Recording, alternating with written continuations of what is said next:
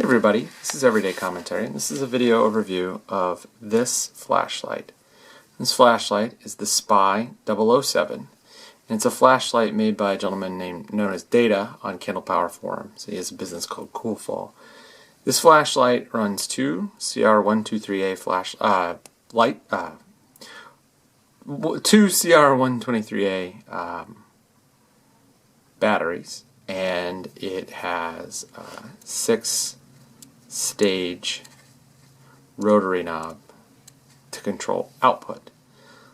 The stock version comes with an XML emitter, and this version, which is not stock, was modded to include a Nichia 219 emitter. The flashlight is a relatively small light. It's a little bit bigger.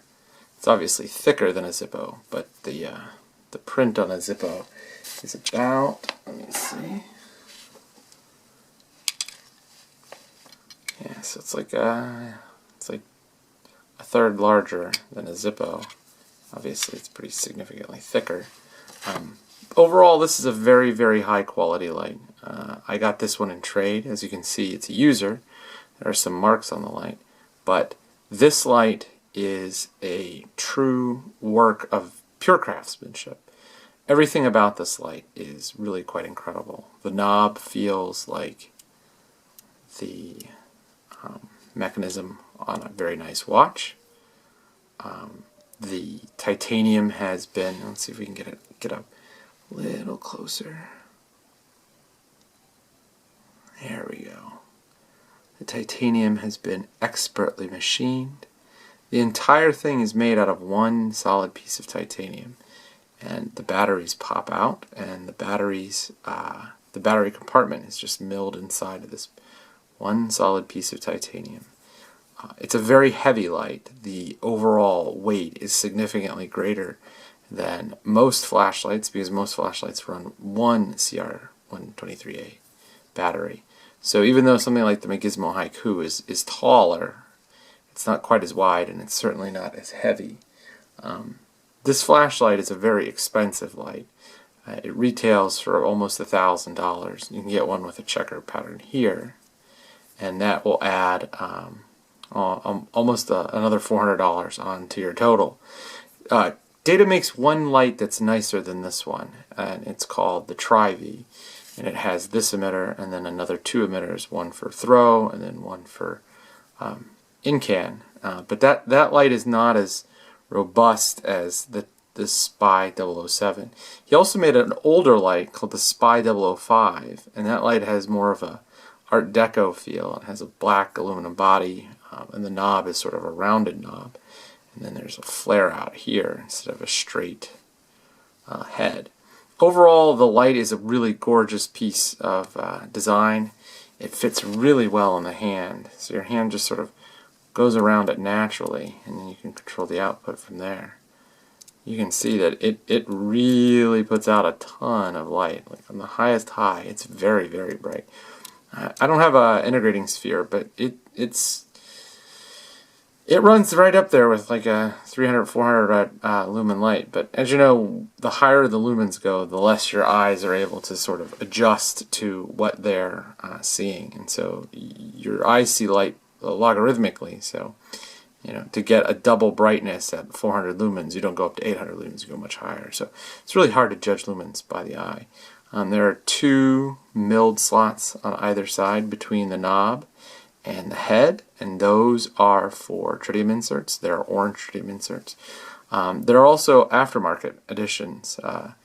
Data makes a couple of things. He makes a rail system that hooks on here, and he has a way of hooking it on using these slots. He also has a system that hooks on here and has a magnetic base. He has a fire starting unit, and you just put it on here and it collimates the beam and creates a fire. It's hot enough to like light paper on fire. And then there are a bunch of people that do aftermarket upgrades or mods to the rotary switch. I actually have one, I just don't have it installed. Normally the O-rings that give this thing a little bit of grip are black. These are blue. It just came that way to me. This is a really great light. I will note that there is a knockoff produced by Night Eyes, which is owned by Sysmax, which also owns Nightcore and I believe JetBeam. And the light looks exactly like this. I'm not sure if it's like exact down to the last detail. It's a $300 light. And I don't know if it's good or not. I would never buy that light. I'm not saying that you shouldn't buy that light.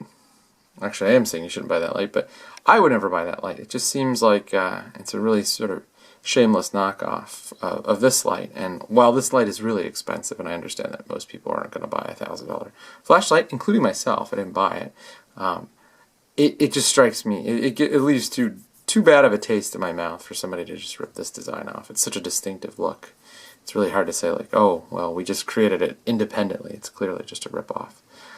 This one is, let's see if we can get that. This is 256.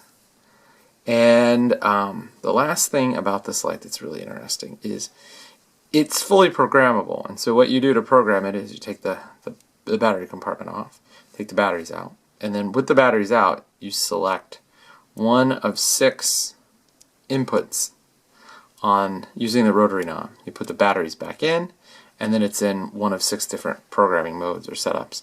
I got this light, and when I got this light, it was behaving really weird. So there's a manual on CPF, and according to the manual, you can drop it into level 3, and that's the it's the configuring, and it sort of wipes out all the old programming. It figures out what the appropriate settings are for the LED that's inside, for the batteries that you're using, and it sort of calibrates the whole light. And once that was done, the light has worked flawlessly. I have nothing but good things to say about this light. However, because it is so expensive and because it is so different, I'm going to take a while before I review it. Probably won't review it for another 2 months. I really want to make sure that I understand what's going on here and have a good feel for the light. So this is the video overview of the SPY 007 by Coolfall. Look for a review coming soon.